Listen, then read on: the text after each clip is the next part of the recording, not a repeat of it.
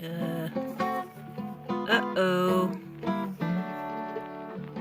Add a teepee. No teepee, no problem, guys. I got ways that you can make your own toilet paper in case of an emergency. And yeah, it's kind of a pain in the butt. No pun intended. But it can work. Okay, there are two real main things that you need, and it's kind of obvious. Is some kind of paper, whether it be old magazines or junk mail, which a lot of us get. And if you still have to use paper bags on occasion, paper grocery bag. Or any kind of paper that's not too stiff. This is borderline. This is getting to being the too stiffness kind of thing. But we'll take care of that here in a minute in the video. And then, of course, a trusty, rusty pair of scissors. Okay? And so, basically what you're going to do with the paper bag, because, junk mail, envelopes, they're kind of self-explanatory. But in a magazine, you can rip the page off. You can use it just like it is, or you can do this technique that I'm going to show you here in a minute. Okay, so basically with the paper bag, the reason why I'm doing this tutorial is because I used to make a lot of arts and crafts out of paper bags. Well, I kind of still do. And if you cut the bag wrong, then you're not going to have like the big sheet of paper that you want to make anything out of. So I want to show you how to cut the bag. First of all, I've already ripped off one of the handles here. And so you just rip off a handle if it's got a handle. Most of them nowadays do. I very, very seldom come across a grocery bag that doesn't have a handle. And you just throw it away. Or use it for your wood stove. And then you open the bag. Now see where the folds are? Okay? You don't want to cut down the middle one. Okay? Because that's just going to make it more of a pain in the butt. And you don't want to cut down this way. Okay? The best and easiest way to do is just use the seam of the bag right here on either side and use it to cut like this.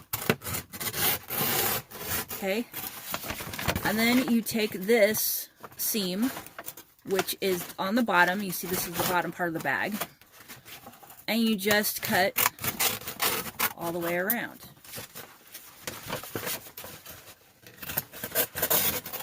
Okay, and you get the picture. You cut all the way around until the bottom is off and it looks like this. Okay, so you've got one rectangle piece that used to be the bottom of the bag. Alright? Alright. Then you cut this big long piece of paper that you're going to get from the bag, which it gets to be pretty big. Let me show you. I guess I should have kept cutting, because I want you to see the size of the paper that you get just from one paper bag, if you do it right.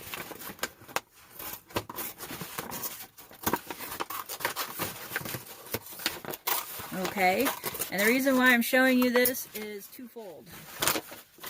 Because one, you never know, you might want to make book covers or something, or envelopes, or number two, you're going to be making toilet paper. But see this big, giant, I can't even get it in the shot, big giant piece of paper that comes off the bag. Okay, now, if you've got big hands or whatever, you can leave this paper intact. Alright? You don't have to do anything else to it to do the next step. However, if you're like me and you're a woman or a kid and you have smaller hands, then you're going to want to cut it up into smaller pieces. And what I did was I just cut it in half, pretty much. I found a seam and I cut it in half. Try to do a better job than I'm doing here. Okay, you cut it in half. So now you have two pieces. Obviously, they're still pretty large. And then you take those pieces and you crumple them. You just crumple them up like this. And you keep doing it. And you keep doing it until it gets really soft. And it ends up being like this. And this is really soft. Now, if you want, you can cut it into long strips first before you do this step. Or you could do, like I said, leave it in one piece, but it's really hard if you have small hands and you're not very strong. Or you can do it like I just did in halves. But just the object is just to keep doing it. And the more you wad this and unwad it, the softer it's going to get. Okay? And I know this is going to take a little while, and it's probably going to be a pain in the butt. But, you're going to be sitting at home watching Netflix anyways. Like, seriously. So, you and your kids can gather around and just do this. Okay? And then you could take any other piece of paper that you want. Same deal. Okay? It works. As long as you're not using cardboard or something, this method is going to work. Unfortunately, though, when you have ink like this on this kind of paper, it will get off on your hands. But, you know, hey, it's better than not having anything to wipe with. So, you know, and so don't throw out your junk mail. Save it. And plus, like, seriously, if you're like me, you get like a lot of credit card applications in the mail anyway. And as far as I'm concerned, that's all they're worth anyways, is toilet paper. Because I'm not going to apply for these stupid things. So, yeah, you just crumple it and uncrumple it. Okay? And when this one's not perfect to my specifications, you could wipe with this right now. But, you know, hey, whatever. And then you cut it to the size that you need. Okay? And you can save it for later, all right? Now, you can just totally forego this step if you have paper that's soft enough, or if you have a real tough behind or whatever. I mean, it's obvious. Everybody knows, hey, you know, go potty with, you know, a catalog or, you know, a magazine, and then you'll be fine if you don't have anything else. But I just wanted to show people that have never had this happen to them before, because this is kind of a new thing to a lot of folks, not having toilet paper, that this is some things that you can do. Now, there are some suggestions that I have for other methods, and I'm going to stop this video right here, right now, so that I can talk to you face to face with them. Okay. Okay, guys. So, the paper bag method is great, but there's probably only going to be so many paper bags that you have, or junk mail that you have. If worst case scenario, you might run out. So I want to show you guys something that I remembered from when I was young, that we used to do. And one of the things is we used to take rags and like old t-shirts and stuff and cut them up and reuse them. Okay, so it's kind of like having a cloth baby diaper. It's the same concept. You rinse it first, and then you wash it in your washing machine, or wash it by hand, however you have to. If somebody's been ill, you want to make sure that you use hot water when you do this process. But other than that, I mean, it's pretty straightforward. And remember, okay, don't flush any of these things that I'm telling you about, okay? And tell your kids. I know it's common sense or whatever, but I feel that I need to remind people, don't put any of these things down your plumbing. It's going to clog them. If you have a composting toilet or something, or a bucket toilet like I do, that's fine. You could just put it in the bucket toilet and throw it out. But you don't want to flush any of these things, all right? And so what I suggest that people do is, for number ones, if they can, you know, basically drip dry. I know this is gross. I'm sorry. This is really gross, but I think it needs to be talked about. So drip dry for number ones if you can. And then for number twos, use my crumpled up paper bag method. Okay? Now, if for some reason that you just don't want to drip dry, or you just don't have time or whatever, ladies, because I know it takes us a little bit longer to drip dry, use the fabric cloth rags. You know, use the rags for that.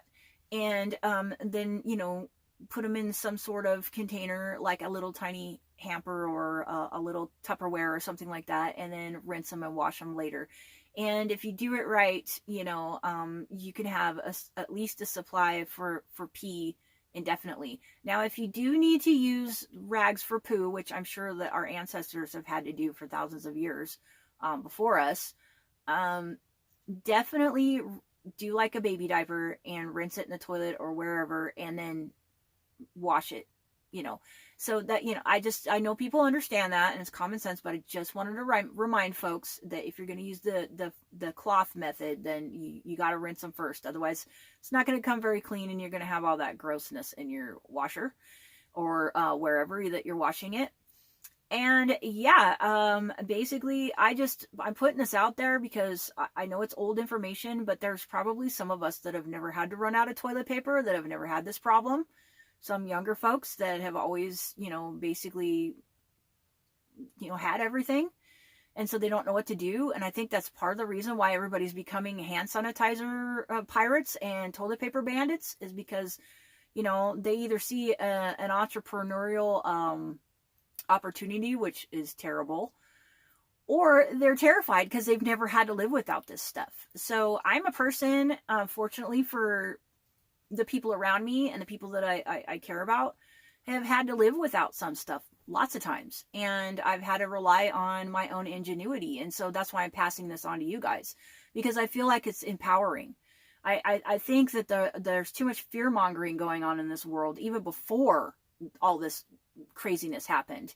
And I just want you guys to be able to help yourselves and be empowered. So yes, please do use some of these methods if you need to. I'm thinking that it's going to chill out enough here in a few weeks and then we're going to be okay. But the cool part about me putting this up is that you can use it for future reference. And if you decide you're going to be like a total off-gridder, or somebody who's really, really passionate about saving the environment and they don't want to use paper products as much as possible, or recycle or reuse, these are good methods for you to be able to use. I do know some environmental people that are, like hippie types or whatever that I hang out with, that already use these methods, and they don't even buy toilet paper. They've been doing it for years and years, and they live off the grid, and they don't rely on toilet paper unless they go into town or something like that and they use a public restroom. But at home, they use basically like washcloths or little rags that they reuse over and over again. And so, yeah, that's just something that I know that we've done for thousands of years. There's also certain plants that you could use as long as they're edible, but I don't suggest doing it unless you know what you're doing and know how to identify them. One of them is called woolly leaf mullein. If you look it up on the internet, I'm sure you'll find lots of pictures of it, or find it in an herbal book. But when I was a kid and we were out in the woods and we had to go, and we used that all the time. We used it in a pinch. Trust me. And it works, and you don't get anything on your bum or anything like that, and it's nice and soft and fuzzy. So it's too early in the season right now. Otherwise, I would have went out and actually took some pictures of some for you to show you what it looks like, and I might have gathered some for myself. But right now, it's even if it is out, it's really teeny tiny and it's not big enough to use. So yeah, just I'm putting all this stuff out here because I know it's going to be funny, like when we look back on it or whatever.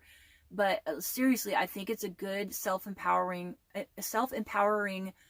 reference for you and, and your loved ones. So yeah, I hope this helps some people. I really, really am passionate about, fostering some type of self-reliance, no matter what. I don't care if there's an emergency or not. I think that we need, all of us, especially if we're in the nomad community and alternative living community, we need to know how to do some of these things. We need to have these skills. Plus, I don't want all these old skills to be lost. I really don't. That's one of the reasons why I started this channel. There's so many reasons why I started this YouTube channel, but that's one of them. I wanted to pass on some of these things that I know to people, so please watch this video and know that it's not just something that sounds funny or whatever. This is something that I want you guys to have and be able to use for future reference, no matter what the situation and no matter what is happening. So thank you so much for watching. If you like what you saw, please like and subscribe. And please, anybody, if you have any other cool ideas for toilet paper or any kind of paper products. I mean, obviously we can use rags, we can use bandanas, things like that for hankies, and then reuse them unless we're really, really sick. But I mean, even then, I mean, like I said, if you use hot water and you boil them, if you use white fabric and then bleach it, it's going to kill whatever germs or whatever. So yeah, please pass this on. Share it with all your friends, and not because I want views. This is not what I'm putting this out for. I want people to be able to be self-empowered and not be as afraid. So please, please, please share this with all of your friends. And please remember to like and subscribe and ding that bell. Oh, and one of my subscribers today mentioned that I should say that when you ding the bell, push the little thing that says all, so you can get all of my videos instead of just like a few. Because I guess apparently it thinks that it's personalizing it for you, and it only shows you the ones that you might be interested in. But yeah, thank you so much, you guys, for watching. And I really hope you got something out of this. And just keep your chin up and have a sense of humor. And remember, just be self-empowered, okay? Thank you very much. I'll talk to you later. Bye.